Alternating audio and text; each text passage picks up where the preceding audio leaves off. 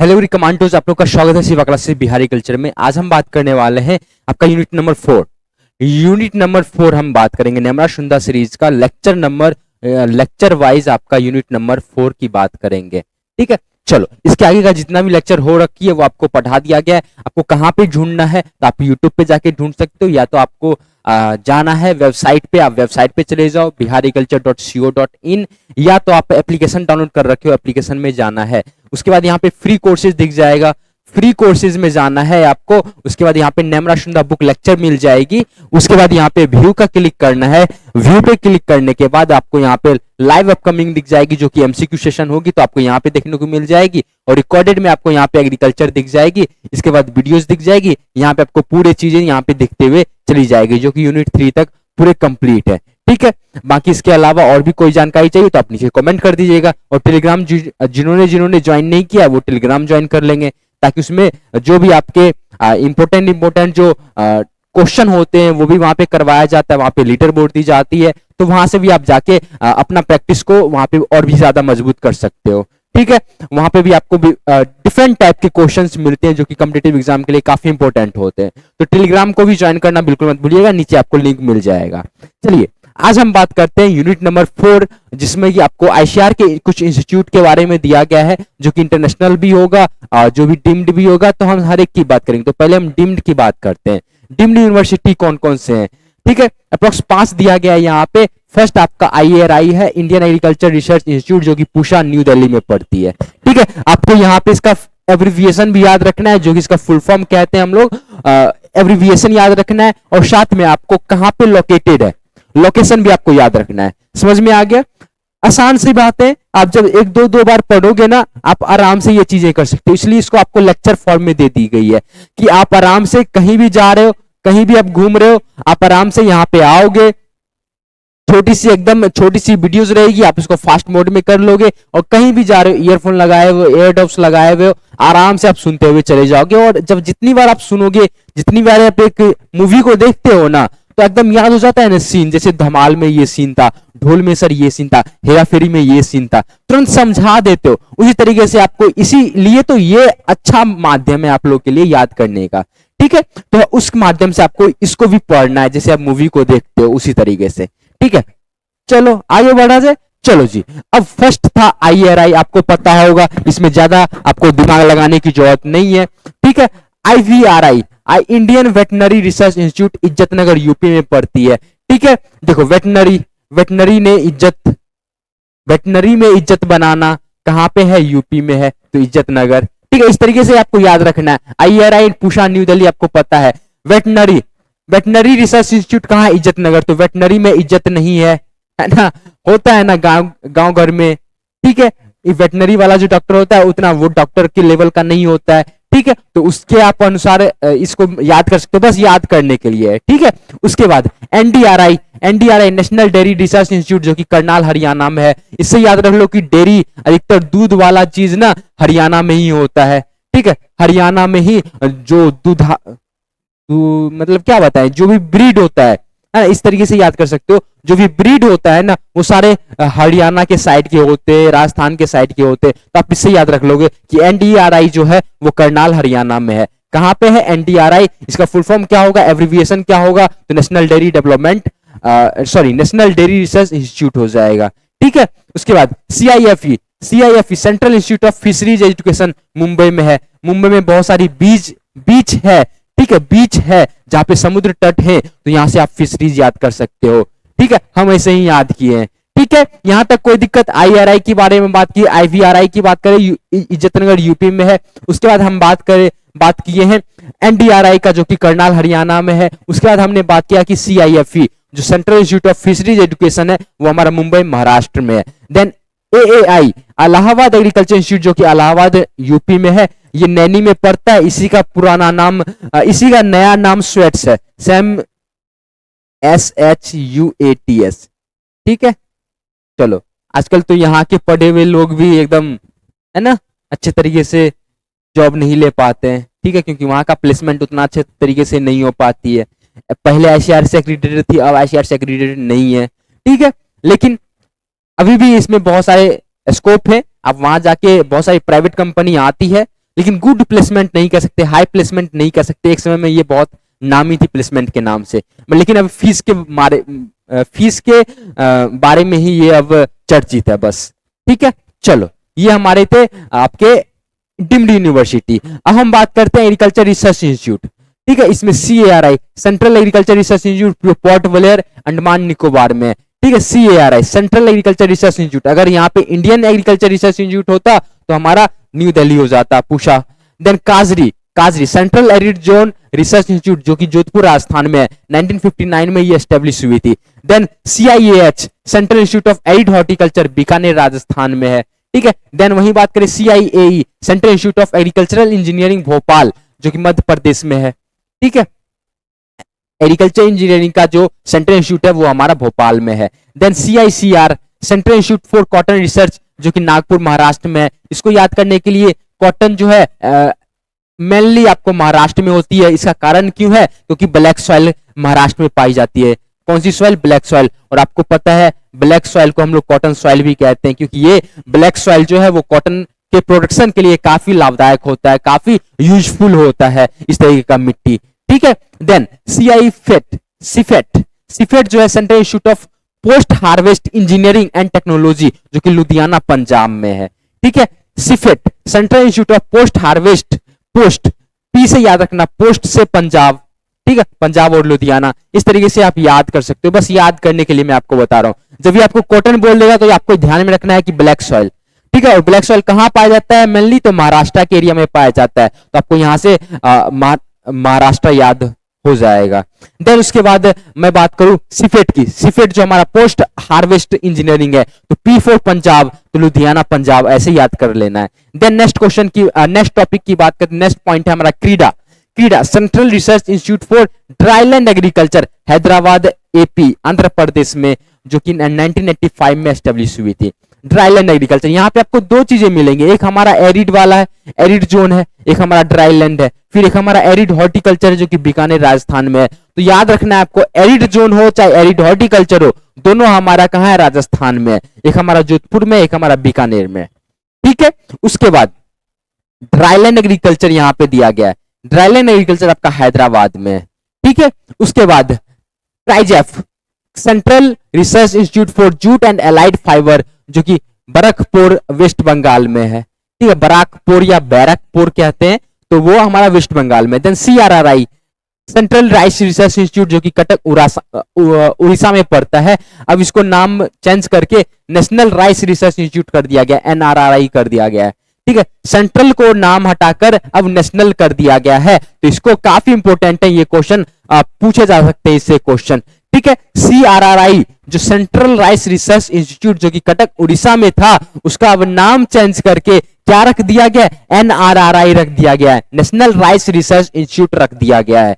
चलो next topic की बात करें, नेक्स्ट पॉइंट की बात करें, CSSRI central soil salinity research institute जो कि करनाल हरियाणा में है। सर जी एक और करनाल हरियाणा था, वो क्या था? NDRI था, नेशनल डेयरी रिसर्च इंस्टीट्यूट था। कहां पे पड़ती है? करनाल हरियाणा में पड़ती है। सिंपल है, आप जब एक दूसरे को तरीके से पढ़ते हुए चलोगे आपको आसानी से हर चीजें क्लियर होती हुई जाएगी। ठीक है, जो नोट डाउन नहीं कर रहे हैं वो नोट डाउन करते रहेंगे, या जिनके पास निर्मला सुंदर का बुक है वो लाइन टू लाइन बस मिलाते जाएं। हम यहाँ पे बोल रहे हैं वो आप वहां मिलाते जाएंगे। जो ट्रिक बता रहे हैं या जो आपको ट्रिक लग रहा है कि हाँ सर मैं इसे याद कर सकता हूं या कर सकती हूं, तो आप वहां से याद कर सकते हो। ठीक है, चलो नेक्स्ट टॉपिक की बात करें, और इसका MCQ सेशन आपका 9:15 PM रात में हो जाएगी, इसका MCQ सेशन। देन हम बात करते हैं CRTI central soil and water conservation research and training institute जो कि देहरादून उत्तराखंड में है। देहरादून उत्तराखंड में एक और है, क्या है? आंसर बता दोगे? FRI forest research institute Dehradun Uttarakhand में है। CTRI central tobacco research institute जो कि राजामुंद्री आंध्र प्रदेश में है। राजामुंद्री आंध्र प्रदेश में टोबैको का रिसर्च इंस्टीट्यूट कहां पे है? राजामुंद्री आंध्र प्रदेश में है। IASRI Indian agriculture statics research institute जो कि पूसा न्यू दिल्ली में है। ठीक है, Indian agricultural statics research institute कहां पे? पूसा न्यू दिल्ली में। Then IGFRI Indian grassland and fodder research institute जो कि झांसी यूपी में है। ठीक है। झांसी यूपी में एक और इंस्टीट्यूट है, क्या नाम है, रानी लक्ष्मीबाई सेंट्रल एग्रीकल्चर यूनिवर्सिटी। वहां से आप बीएससी ऑनर्स एग्रीकल्चर भी कर सकते हो, एमएससी भी कर सकते हो, पीएचडी की भी पढ़ाई होती है। तो आईजीएफआरआई जहां पे grassland Indian grassland and fodder research institute कहां पे पड़ती है, तो आपको झांसी में पड़ती है, झांसी उत्तर प्रदेश में पड़ती है। नेक्स्ट आपके पॉइंट है आईजीएसआई, आईजीएसआई इंडियन ग्रेन स्टोरेज इंस्टीट्यूट जो कि हापुड़ यूपी में है। 1958 में ये एग्जाम पूछे गए हैं नेट के एग्जाम में, 2012 नेट के एग्जाम में, ठीक है। एग्रीकल्चर ऑफिसर के क्वेश्चन भी हैं यहां से। IIPR Indian institute of pulse research Kanpur UP में है, ठीक है। यहां पे देखो ग्रेन की बात करेंगे तो हमारा हापुड़ है, ग्रेन की बात करें तो हमारा ग्रेन स्टोरेज की बात करें तो हापुड़ यूपी है, और वहीं यहाँ पे पल्सेज की बात करेंगे तो हमारा कानपुर है, ठीक है।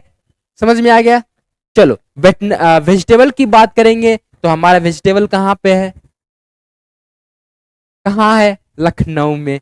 चलो लखनऊ नहीं, वाराणसी है, वाराणसी। चलो IISS Indian institute of soil science है, कहाँ पे है, भोपाल एमपी में है, ठीक है। IISR Indian institute of sugar cane research Lucknow UP में है, ठीक है। ये लखनऊ यूपी में शुगर कैन का, ठीक है, शुगर कैन का लखनऊ यूपी में है। पल्सेज का कहाँ है, कानपुर यूपी में है। ग्रेन स्टोरेज का कहाँ है, हापुड़ यूपी में है। तो सबको एक साथ कर लोगे अच्छे तरीके से दिमाग में, ठीक है, ताकि अच्छे से याद रह जाए। ILRI Indian lac research institute कहाँ है, रांची झारखंड में है, ठीक है। रांची में इंडियन लैक रिसर्च इंस्टीट्यूट है, ठीक है। चलो IIVR देखो वेजिटेबल रिसर्च वाराणसी उत्तर प्रदेश, अच्छा यहाँ लिखा हुआ है देखो, Indian institute of vegetable research Varanasi Uttar Pradesh में है। NIRJEFT national institute for research of jute and allied fibre technology कहाँ है, कलकत्ता वेस्ट बंगाल में है, WB, ठीक है। चलो उसके बाद SBI state bank of India है ना, स्टेट बैंक ऑफ इंडिया, सब लोग यही लिख के आता है सेमेस्टर के एग्जाम में हो, ये पूछा जाता है तो शुगर कैन ब्रीडिंग इंस्टीट्यूट होगी ना कि स्टेट बैंक ऑफ इंडिया होगी, ठीक है। Sugar cane breeding institute Coimbatore Tamil Nadu में है। यहाँ पे आपके दो शुगर कैन मिल गए, एक हमारा क्या था IISR Indian institute of sugar cane research जो कि लखनऊ यूपी में पढ़ते हैं, और शुगर कैन ब्रीडिंग इंस्टीट्यूट कहाँ पे है, कोयम्बटूर तमिलनाडु में है, ठीक है। तो कंफ्यूजन नहीं पैदा करना है। अगर एब्रीविएशन में दे दे कि SBI का एब्रीविएशन बताइए यानी फुल फॉर्म बताइए, तो स्टेट बैंक ऑफ इंडिया कभी मत लिखना, है ना। मतलब जनरल के लिए आप बोल रहे हो तो ठीक है बोल दो, लेकिन एग्रीकल्चर के रिगार्डिंग अगर SBI का फुल फॉर्म पूछा जाए तो शुगर कैन ब्रीडिंग इंस्टीट्यूट होगा, ठीक है। चलो BPKS विवेकानंद पर्वतीय कृषि अनुसंधान संस्थान अल्मोड़ा यूके में है, उत्तराखंड में है, ठीक है। Vivekananda V for Vivekananda, P for Parvatiya, है ना, विवेकानंद पर्वतीय कृषि अनुसंधान संस्थान अल्मोड़ा यूके में पड़ती है। नेक्स्ट टॉपिक की बात करते, अब हमारा हो जाएगा एनिमल साइंसेज के बारे में। एनिमल साइंसेज एंड फिशरीज के रिगार्डिंग कौन कौन सी हमारी इंस्टीट्यूट है उसके बारे में। तो हमारे पास है CARI central avian research institute जो कि इज्जतनगर यूपी में है। एक और इज्जतनगर यूपी में था, कौन सा था, बोले थे भैया वेटनरी के लिए इज्जत नहीं है ना, तो उससे याद रख लेना है, ठीक है।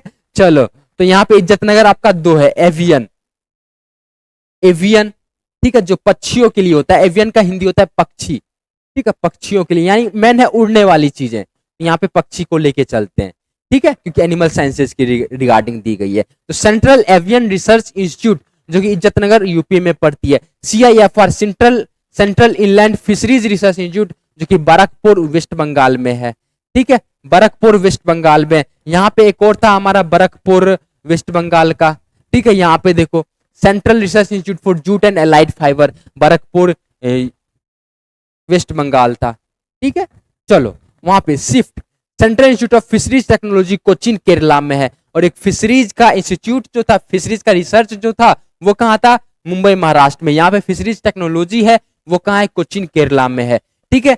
CIRG central institute for research for goats Mathura में पड़ती है, उत्तर प्रदेश में, ठीक है। वही central sheep and wool research institute Avikanagar Tonk Rajasthan में पड़ती है, ठीक है। ये ध्यान रखना है क्योंकि शिप और ऊल जो है वो हमेशा अधिकतर मेनली ना जनरली आपका राजस्थान में पाया जाता है, तो आपको उस तरीके से याद रख लेना है। देन हम बात करते हैं national institute for animal nutrition and physiology Bangalore Karnataka में है, ठीक है। उसके बाद NFDB national fisheries development board Hyderabad AP में है।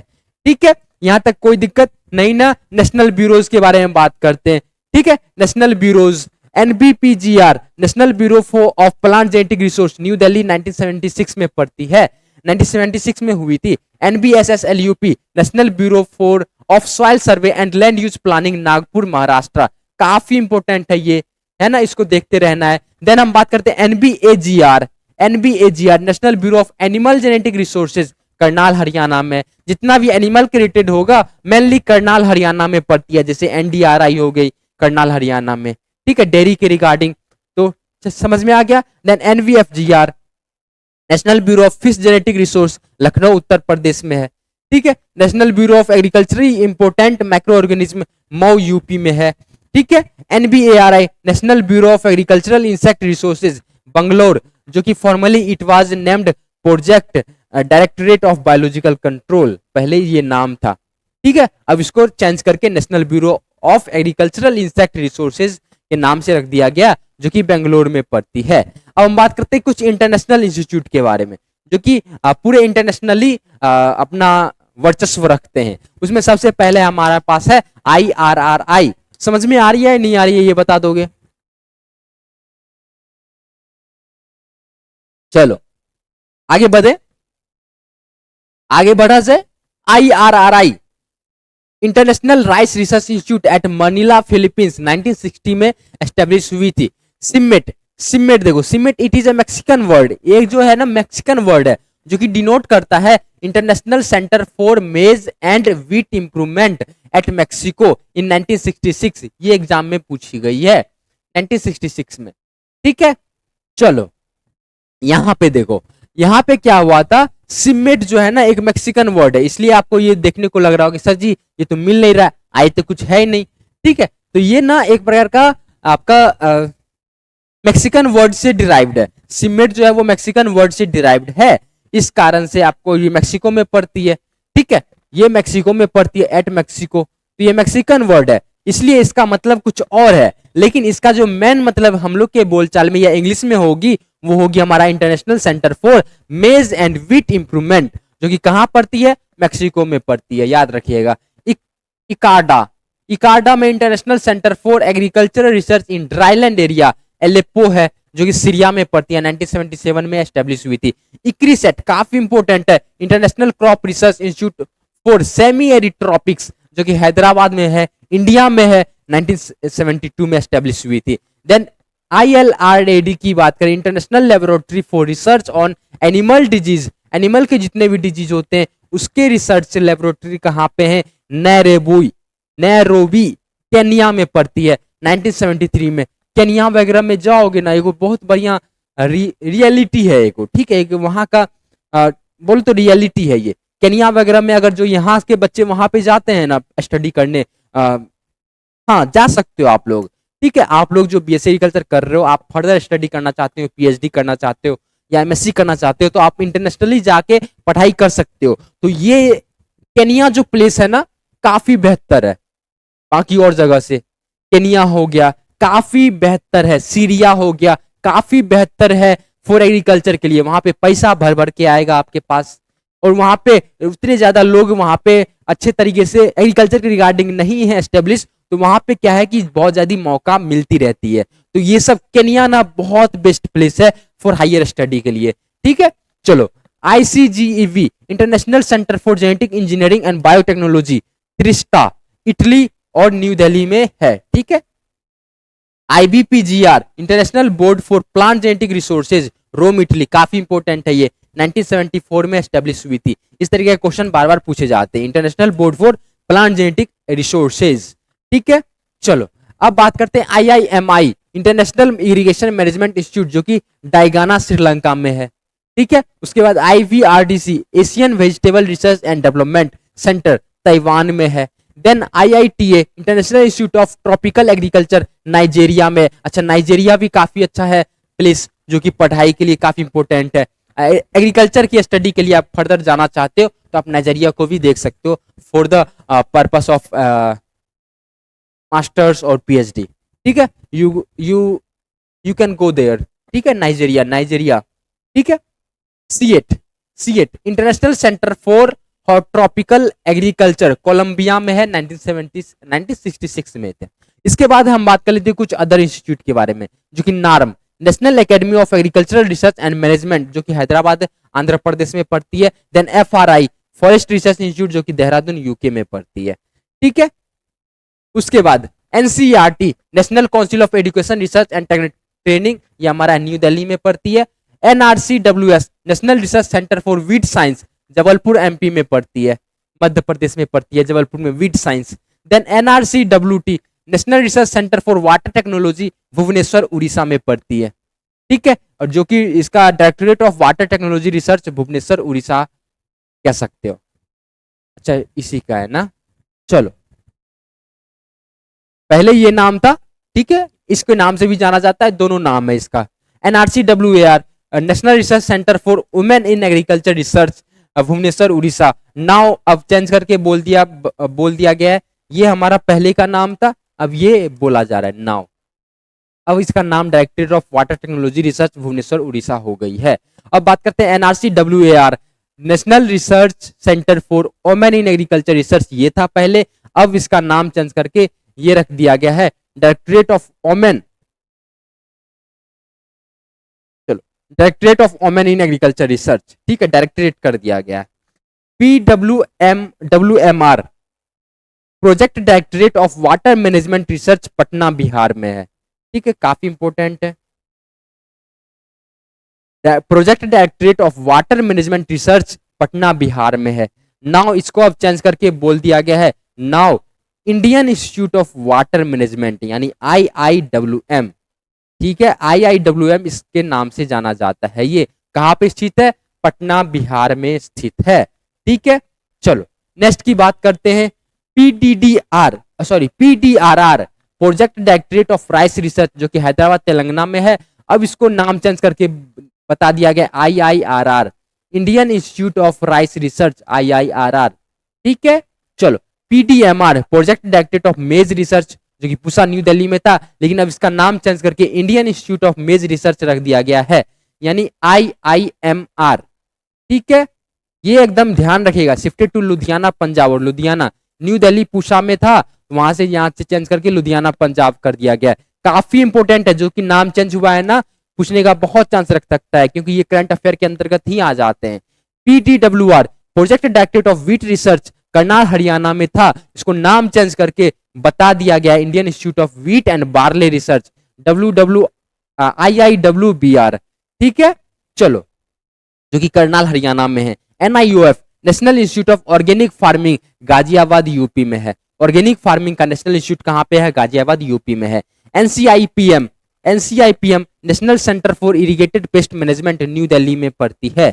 ठीक है, then WMO world metrological organisation जिसका हेड क्वार्टर जो है वो जेनेवा स्विट्जरलैंड में है, और IMD का कहाँ है? कलकत्ता में था, फिर कहाँ शिफ्ट कर दिया गया? अभी करंटली कहाँ है? न्यू दिल्ली में है। चलो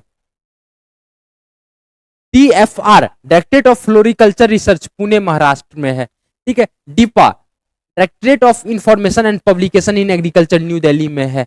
NBB नेशनल बायोडायवर्सिटी एक्ट 2002 में पारित हुई थी ये। NBA national biodiversity authority Chennai 2003 में हुई थी। NASM national agricultural science museum ICR new Delhi 2004 में एस्टेब्लिश हुई थी। DRMR directorate of rapeseed and mustard research सेवार भरतपुर राजस्थान 2009 में एस्टेब्लिश हुई थी, और इसका पहले नाम था NRC of rapeseed and mustard. इसका नाम चेंज करके अब बोल दिया गया है directorate of rapeseed and mustard. Clear?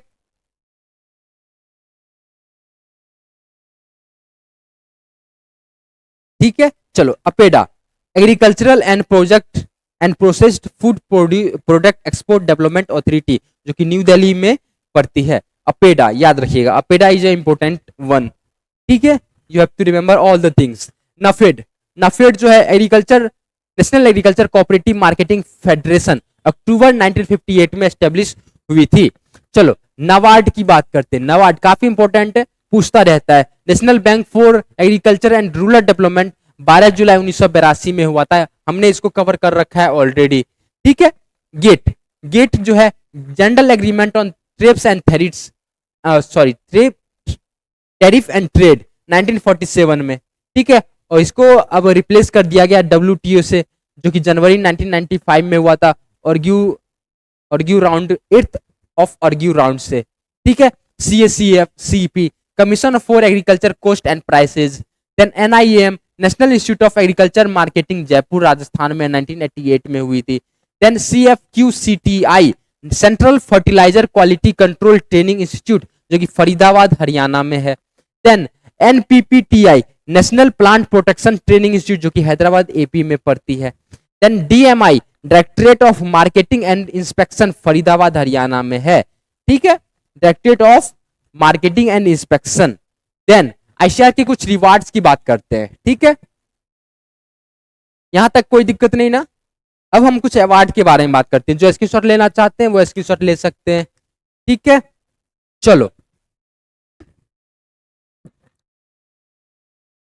नहीं तो इसका पूरा PDF आपको टेलीग्राम पे मिल जाती है, और या नहीं तो आपको एप्लीकेशन पे मिल जाती है। एप्लीकेशन पे कैसे करना है, तो आपको सबसे पहले जाना है वेबसाइट पे चले जाओ biharagriculture.co.in, ठीक है। ये वेबसाइट है, या एप्लीकेशन डाउनलोड कर रखे हो प्ले स्टोर से तो वहां से जाके आप देख सकते हो। उसके बाद फ्री कोर्सेज का सेक्शन दिख जाएगा, फ्री कोर्सेज में जाइए।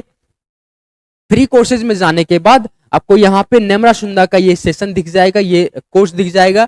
यहाँ पे आपको व्यू करना है, जैसे ही व्यू करोगे आपको ये सारी चीजें मिल जाएगी। लाइव अपकमिंग में लाइव क्लासेस मिल जाएगी, रिकॉर्डेड में आपको रिकॉर्डेड सेशन मिल जाएगी, यहाँ पे आपको वीडियोस मिल जाएगी, और वीडियो से आप यहाँ भी एक्सेस कर सकते हो, ठीक है।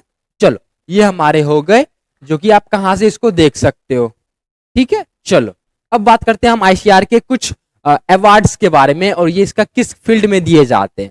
तो हरिओम आश्रम ट्रस्ट अवार्ड किसमें दिए जाते हैं, तो पब्लिश्ड रिसर्च में दिए जाते हैं क्रॉप साइंस के रिगार्डिंग। क्रॉप साइंस के रिगार्डिंग जो भी पब्लिश्ड रिसर्च होती है उसके रिगार्डिंग अवार्ड दी जाती है, जिसका अच्छा होता है, ठीक है। आगे बात किया जाए, पंजाब राव देशमुख वुमेन अवार्ड किसको दिया जाता है, फॉर वुमेन एग्रीकल्चर साइंटिस्ट। वैसे एग्रीकल्चर साइंटिस्ट जो कि वुमेन हो उनको ये पंजाब राव देशमुख वुमेन अवार्ड दी जाती है, वुमेन अवार्ड दी जाती है। देन जवाहरलाल नेहरू अवार्ड किसको दी जाती है, best work in PhD in the field of agriculture and allied sciences.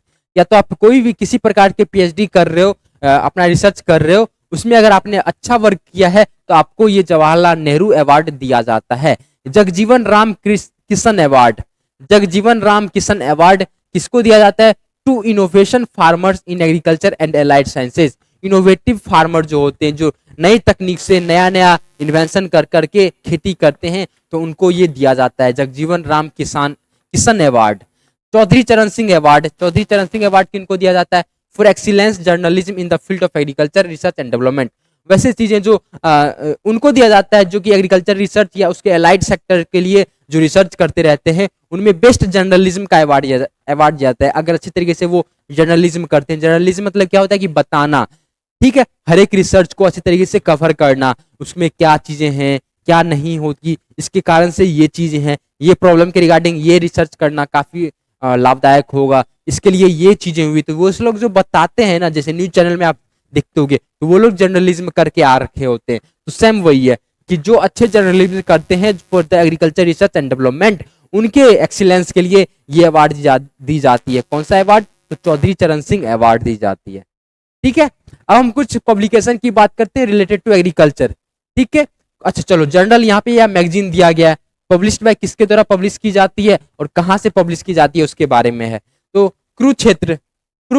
Kurukshetra जो मिनिस्ट्री ऑफ रूरल डेवलपमेंट है उसके द्वारा पब्लिश की जाती है, और ये न्यू दिल्ली में एस्टेब्लिश्ड है, प्लेस्ड है, ठीक है। ये जर्नलिज्म है, मैगजीन है। जैसे प्रभात खबर के रिगार्डिंग बाल हंस आती थी ना बचपन में, जो पहले के होंगे बच्चे वो जानते होंगे, ठीक है। सेम उसी प्रकार से कुरुक्षेत्र जो है वो एक मैगजीन है जो कि मिनिस्ट्री ऑफ रूरल डेवलपमेंट के रिगार्डिंग पब्लिश होती है, और कहाँ प्लेस है ये, तो न्यू दिल्ली में, ठीक है। उसके बाद करंट साइंस एक प्रकार का मैगजीन था, वो current science association and Indian academy of science के रिगार्डिंग पब्लिश होती है, जो कि बेंगलोर में स्थापित है। साइंस रिपोर्टर के नाम से एक मैगजीन था या जर्नल था, जो कि CSIR के रिगार्डिंग पब्लिश होती है, जो कि अभी न्यू दिल्ली में बेस्ड है। ठीक है, अब हम कुछ यूनिट 5 की बात कर लेते हैं, कंट्रीब्यूशन ऑफ एग्रीकल्चर एक्सपर्ट्स। ठीक है, चलो थोड़ा देर ब्रेक ले ले, 30 मिनट ही हुई है, लेकिन बोलने के कारण से ना पूरा ये दर्द हो रहा है। ठीक है, और रेगुलर क्लास ले रहा हूं ना आपको 3-4 दिन से, वो भी 2 टाइम आप लोग के लिए। तो उसके बाद क्लास 11th की भी क्लासेज होती है, ठीक है, क्लास 12th की भी क्लासेज होती है, तो इस कारण से खैर कोई दिक्कत नहीं है। चार्जअप हो गया आप लोग पानी पी लीजिए, है ना, हम पी लिए हैं, अगर तो आप भी पी लीजिए। ठीक है, हाइड्रेशन रखना होगा ना।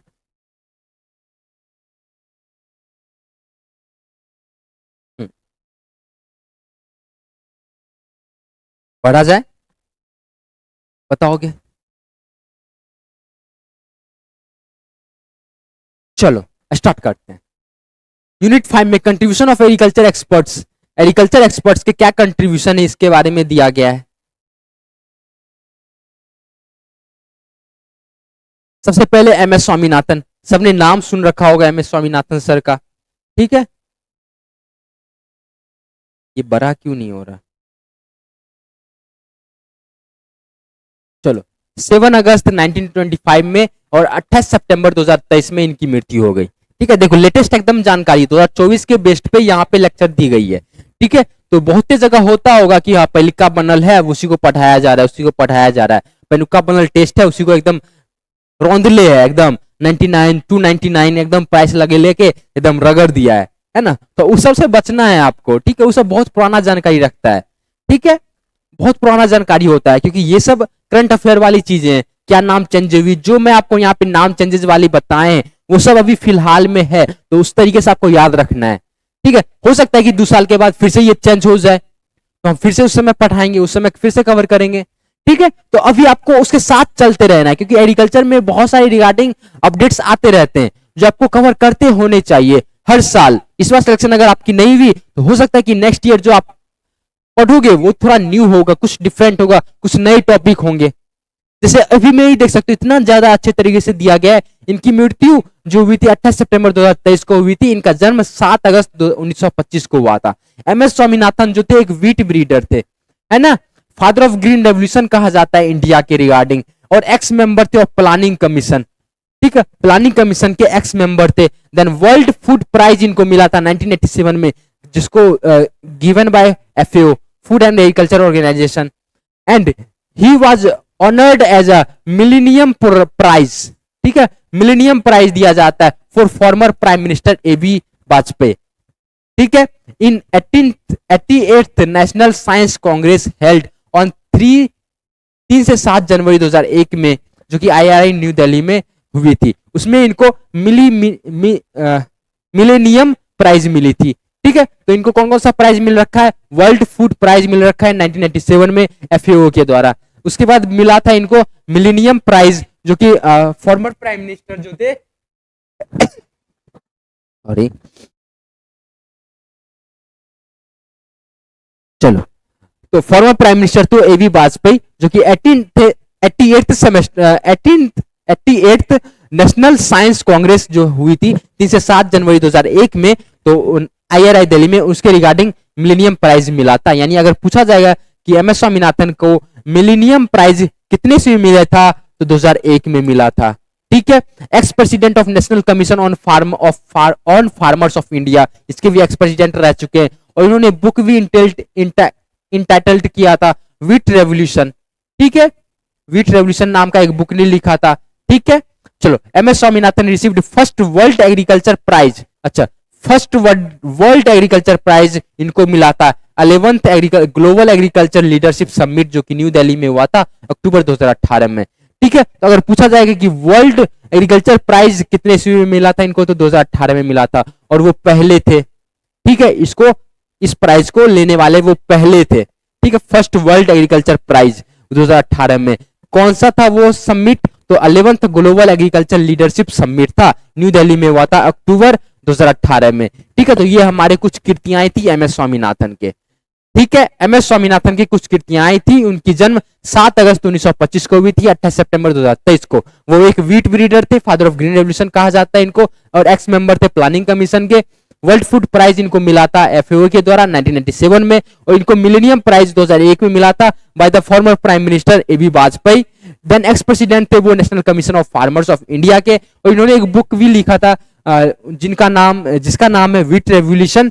देन MS स्वामीनाथन को फर्स्ट वर्ल्ड एग्रीकल्चर प्राइज भी इनको मिला था जो कि 2018 में मिला था। ठीक है, चलो अब हम बात करते हैं any Borlaug, Norman E Borlaug, जो कि 1914 में उनका जन्म हुआ था और 2009 में उनकी मृत्यु हो गई थी। इनको father of green revolution in world कहा जाता है, और father of green revolution in India MS Swaminathan. और इन्होंने एक टर्म दिया था कौन सा, evergreen green revolution, evergreen revolution, evergreen green revolution. ठीक है, इन्होंने एक टर्म दिया था, ये टर्म, ठीक है, MS स्वामीनाथन। ठीक है, चलो father of green revolution in world कहा जाता है। He was American wheat scientist और प्लांट पैथोलॉजिस्ट थे, awarded by Nobel peace prize 1970 में, इनको नोबेल पीस प्राइज भी मिल रखा है। ठीक है, देन हम वर्गीज कुरियन की बात करते हैं। वर्गीज कुरियन का जन्म 26 नवंबर 1921 को हुआ था और इनकी मृत्यु 9 सितंबर 2012 को हो गई थी। ये फादर ऑफ व्हाइट रेवोल्यूशन कहलाते हैं इंडिया में, और एक्स चेयरमैन थे NDDB का। NDDB का फुल फॉर्म नेशनल, लिख लोगे बउआ, नेशनल, वहीं पे लिख लो, बुक के पास में पेंसिल से लिख लो, नेशनल डेयरी डेवलपमेंट बोर्ड। कहां पे स्थित है, करनाल हरियाणा में है। कहां है, करनाल हरियाणा। ठीक है, चलो, और सॉरी NDRI करनाल हरियाणा में है। ये कहां पे स्थित है, तो आनंद गुजरात में है। ठीक है, आनंद गुजरात में है। ठीक है, चलो, brain behind the scheme operation flood, operation flood के पीछे का जो ब्रेन था उनका ही था, वर्गीज कुरियन का था, जो 1972 1996 में पड़ा था, और ये 3 फेज में चला था, है ना, ये 3 फेज में हुई थी। ये जो था ऑपरेशन फ्लड, ये 3 फेज में हुआ था, operation flood 1, operation flood 2, operation flood 3।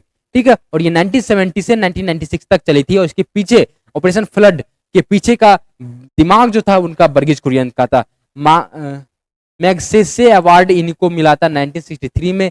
Then इन्होंने वर्ल्ड फूड प्राइज भी 1989 में इनको मिल रखा है। ठीक है, और इनको 1987 में मिल रखा था वर्ल्ड फूड प्राइज। ठीक है, और इनको 1989 में मिल रखा है 2 साल के बाद। ठीक है, अब बात करते हैं एसके वसल के बारे में। मेज ब्रीडर थे जो कि सिमेट में वर्क करते थे। सिमेट का हम बता रखे international for maize and wheat था, इंप्रूवमेंट मैक्सिको में पड़ती है। सिमेट जो है एक प्रकार का मैक्सिकन वर्ड है। ठीक है, चलो, अवार्डेड, इनको भी वर्ल्ड फूड प्राइज मिला था इन द ईयर ऑफ 2000 में। किसके लिए, तो food research of QPM, quality protein मेज। QPM का फुल फॉर्म होता है क्वालिटी प्रोटीन मेज, क्वालिटी प्रोटीन मेज।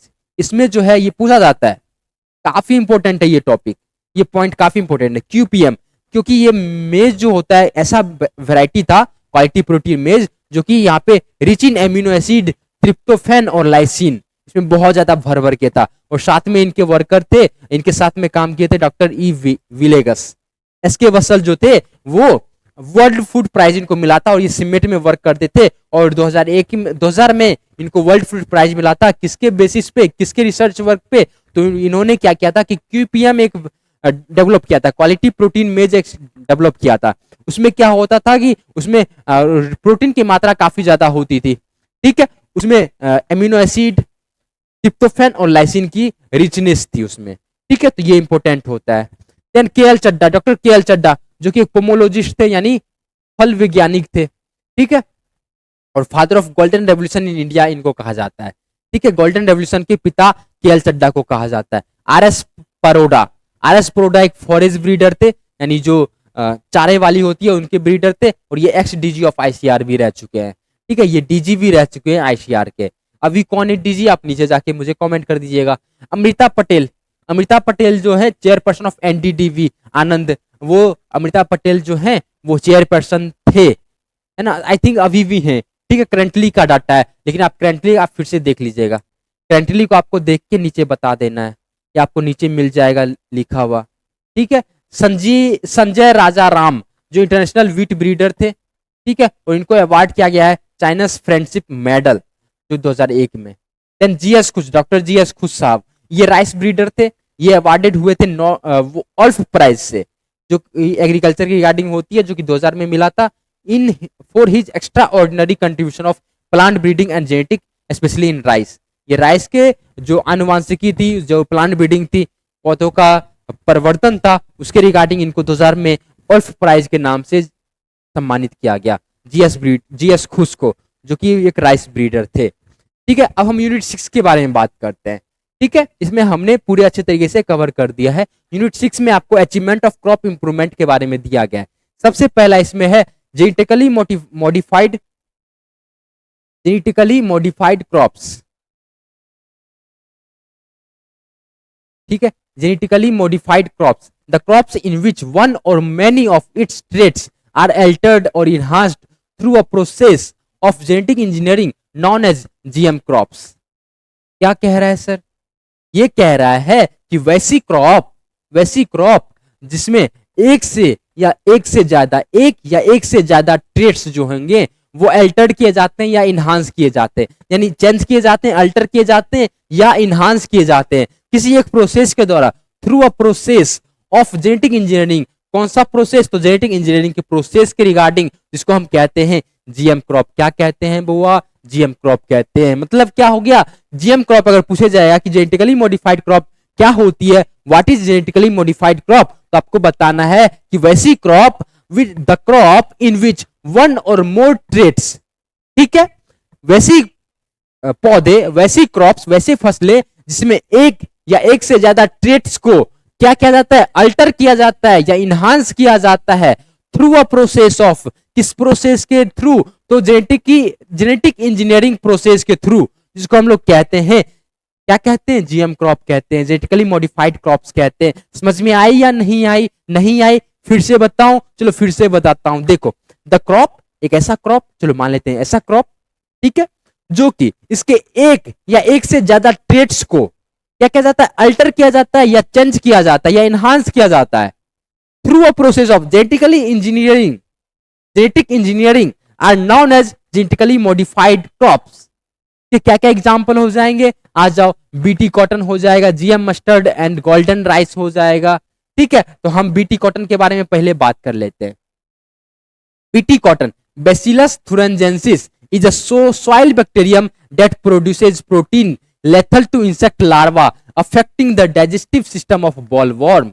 बीटी कॉटन जो था वो बैसिलस thuringiensis जो है वो एक सॉइल बैक्टीरियम है जो कि प्रोड्यूस करता है प्रोटीन लेथल, जो कि इंसेक्ट लार्वा को, ठीक है, जो कि अफेक्ट करता है डाइजेस्टिव सिस्टम ऑफ बॉलवर्म। जो बॉलवर्म एक इंसेक्ट है ना, जो कि काफी अफेक्ट करता है कॉटन प्लांट को, उसको क्या करता है कि वहां से उसको उसके डाइजेस्टिव सिस्टम को ना अफेक्ट कर देता है।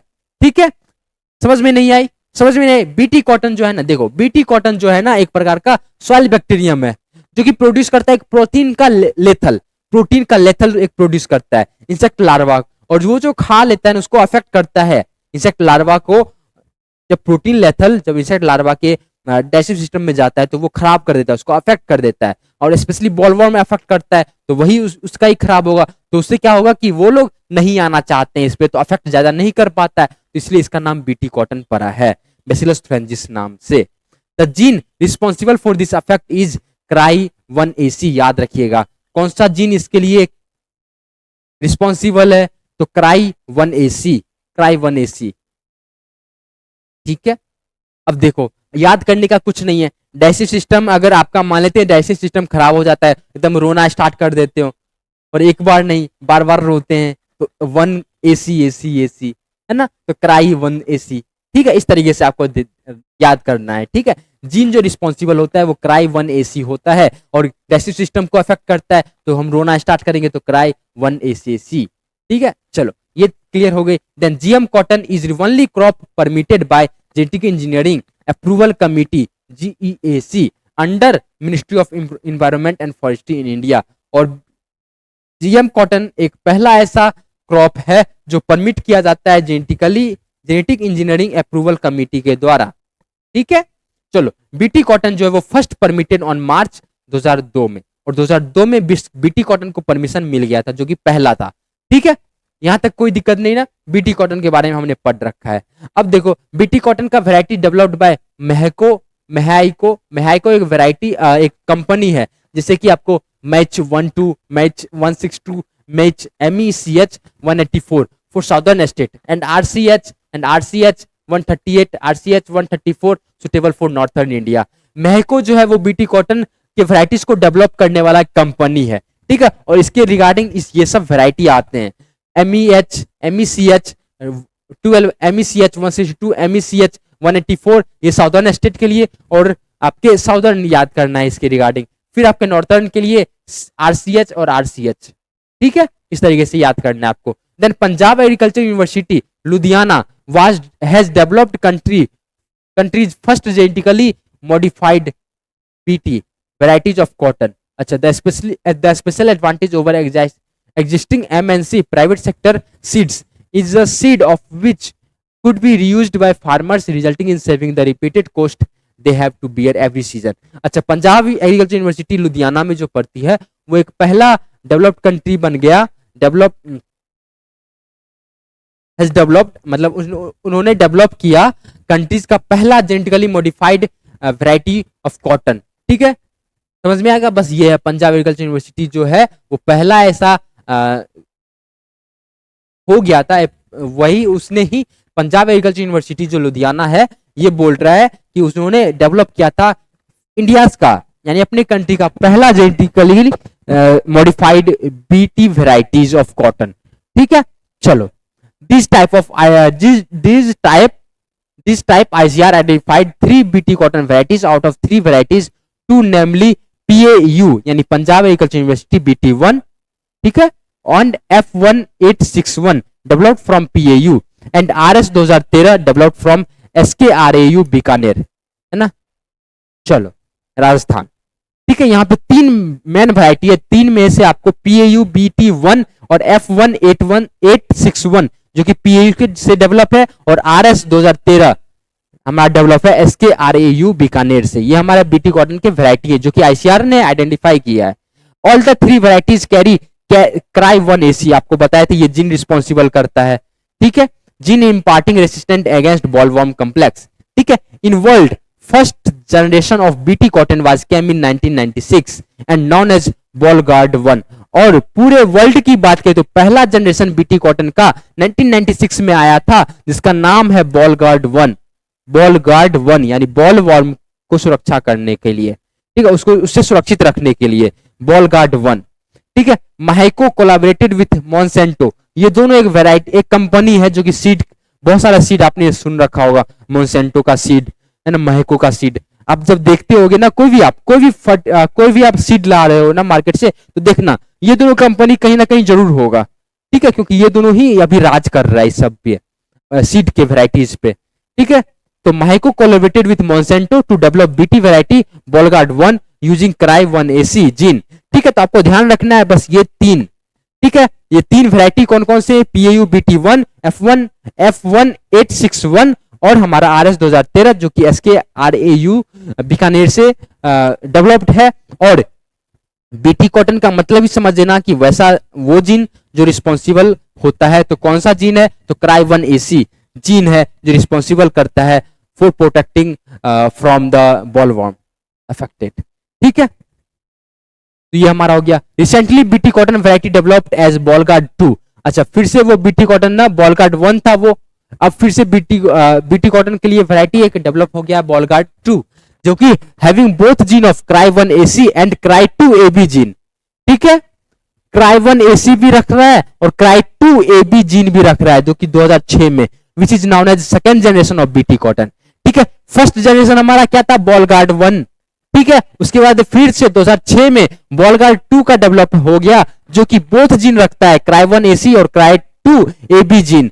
ठीक है, जिसको हम लोग second generation of BT cotton भी कहते हैं। और वहीं पे बात करें फर्स्ट ट्रांसजेनिक क्रॉप कौन सा होगा, तो बीटी टोबैको 1987 में पूछा जाता है। और वहीं अगर बात करें सेकंड ट्रांसजेनिक क्रॉप क्या होगा, तो टोमेटो फ्लेवर सेवर वैरायटी 1994 में, ये वैरायटी का नाम है फ्लेवर सेवर। ठीक है, जो कि सेकंड ट्रांसजेनिक क्रॉप था। फर्स्ट ट्रांसजेनिक क्रॉप क्या था, टोबैको 1987 में। सेकंड हमारा ट्रांसजेनिक क्रॉप था टोमेटो फ्लेवर सेवर वैरायटी, जो कि 1994 में एस्टेब्लिश हुई थी। Then country having first position for transgenic plant, जो कि यूएसए है ना। वैसा कंट्री जिसका फर्स्ट पोजीशन है ट्रांसजेनिक प्लांट के लिए, तो वो हमारा हो जाएगा USA, not India. Rank of India for transgenic crop in world 2023 is 5th। According to 2023 हमारा जो कंट्री है वो 5th स्थान पे है। पहला पे यूएसए है, दूसरा पे ब्राजील है, पहला पे यूएसए है, तीसरा पे अर्जेंटीना है, चौथा पे हमारा कनाडा है, पांचवा पे हम लोग आते हैं, इंडिया आते हैं। The position of transgenic plant in world in area. अब ये एरिया के रिगार्डिंग बात करते हैं तो सोयाबीन का सबसे ज्यादा है, मेज का सबसे ज्यादा है, कॉटन का सबसे ज्यादा है और फिर कनोला का सबसे ज्यादा है। ठीक है, तो इसके अनुसार है। ठीक है, mostly GM traits are used for herbicide resistant traits followed by quality improvements and insecticide resistant traits। ठीक है, मेनली इसके लिए जीएम ट्रेड्स को यूज किया जाता है। Total area under transgenic in world is in 1996 was 1.7 million hectare and in 2019 it become 270 million hectare. भाई साहब देखो, ट्रांसजेनिक का इतना वर्ल्ड एकदम इतना इंक्रीज कर गया है। ठीक है, अब जेनेटिकली मॉडिफाइड मस्टर्ड की बात करते हैं।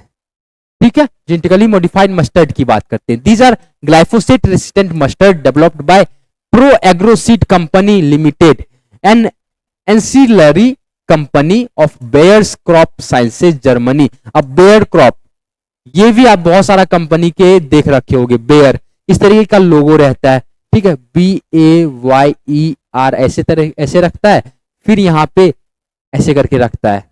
ठीक है, और ये ऐसे करके, ठीक है, नाम देखे होगे, नहीं देखे होगे ना तो फिर से देख लीजिएगा, है ना। इस तरीके का लोगो रहता है, इस तरीके का लोगो रहता है बेयर का। अब कोई भी सीड का लो, फर्टिलाइजर लो, कहीं ना कहीं ये आप लिखा हुआ देखेंगे, स्पेशली सीड का।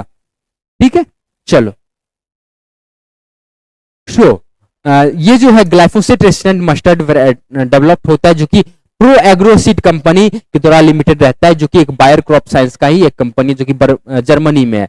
धारा मस्टर्ड हाइब्रिड 11 यानी DMHH यानी धारा मस्टर्ड हाइब्रिड 11 इट इज है, जो कि जीएम हाइब्रिड मस्टर्ड का वेराइटी है। ठीक है, याद रखना है इसको। अब बात करते हैं गोल्डन राइस, ये एग्जाम में पूछी गई है, तो गोल्डन राइस के बारे में बात करते हैं। It is genetically modified rice, GM rice है। इट हैविंग बीटा कैरोटीन, ठीक है, जो कि प्रीकर्सर है विटामिन ए का। रिच राइस यानी इसमें बीटा कैरोटीन ज्यादा पाया जाता है, यानी बीटा कैरोटीन मतलब विटामिन ए ज्यादा पाया जाता है। It was engineered from normal rice by Ingo Potrykus, ये साइंटिस्ट का नाम है, इनगो पेट्रिकस और Peter Beyer, 1990s to prevent vitamin A deficiency in humans. ठीक है, विटामिन ए की डिफिशियंसी हो जाती थी ह्यूमन में, तो उसके रिगार्डिंग ना इनको पोट्रिकस और पीटर बेयर ने अपना जेनेटिकली इंजीनियरिंग लगा के नॉर्मल राइस को बीटा कैरोटीन उसमें भर भर के इस पूरे राइस को जीएम राइस के अंतर्गत कन्वर्ट कर दिया गया था।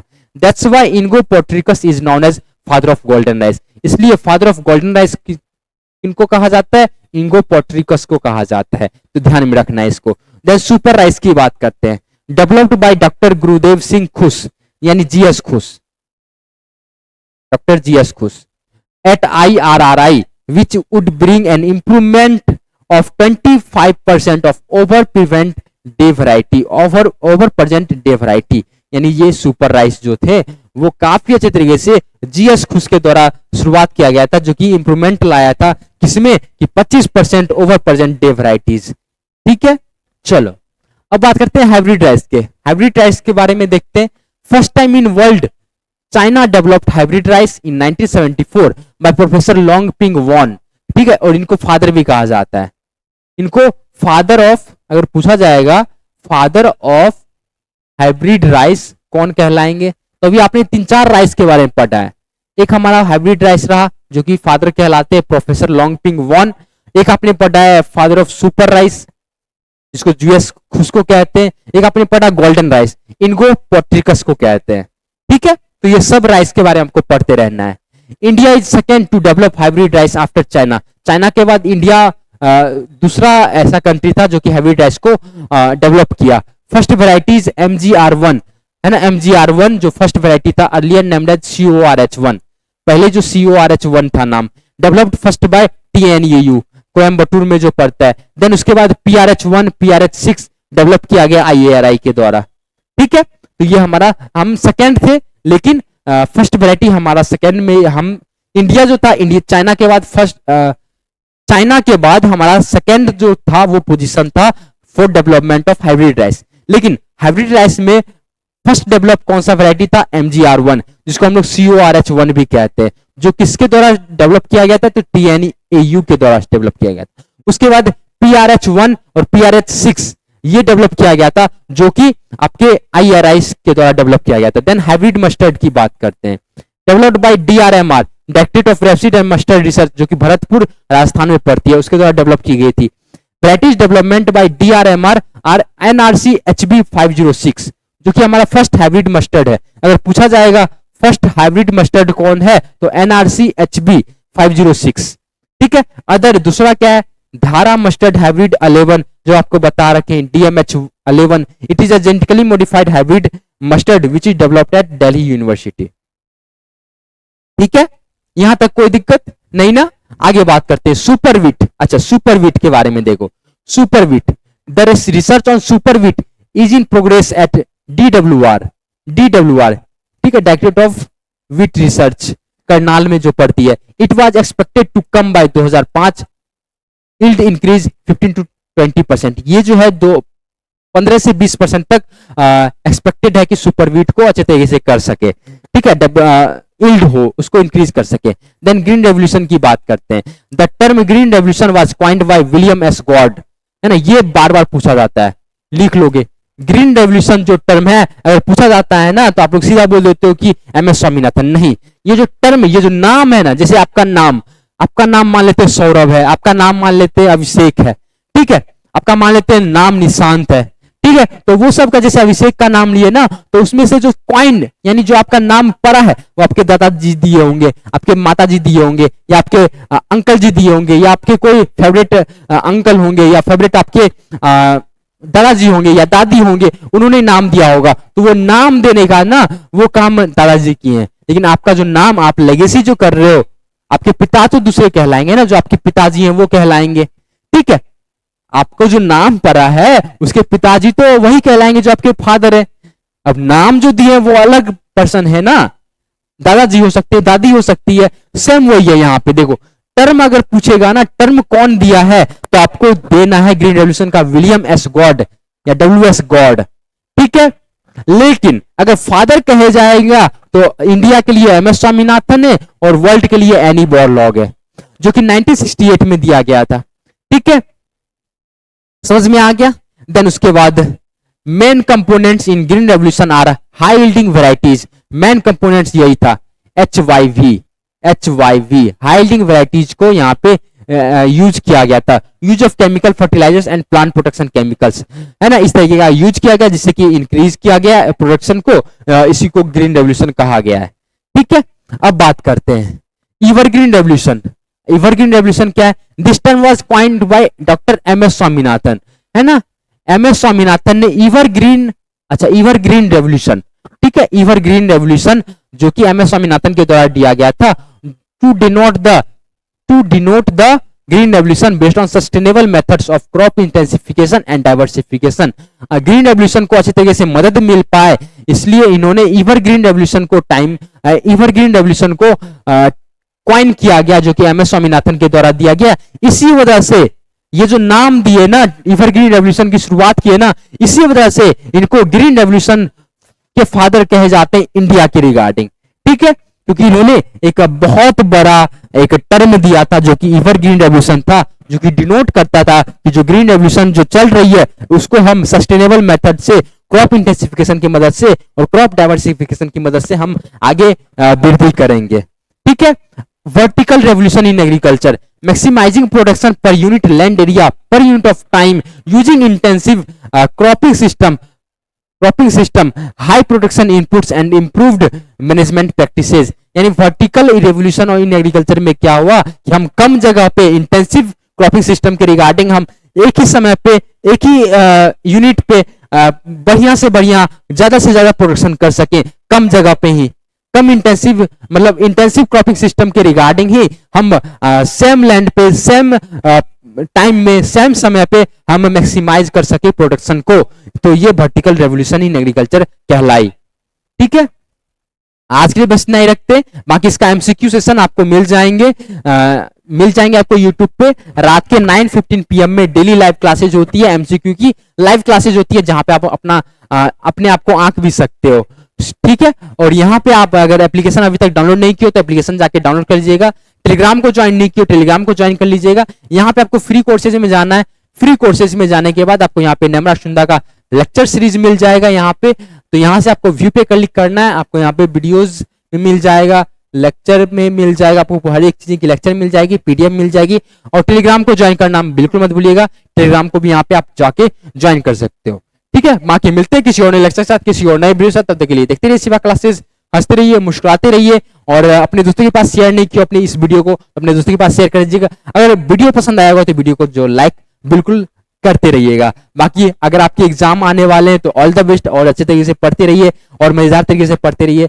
मिलते हैं किसी और नए के साथ, किसी और नए वीडियो के साथ। जाते जाते फिर से मैं कहना चाहूंगा कि जय हिंद, जय भारत, जय जवान, जय किसान, जय Hindustan. Thank you so much.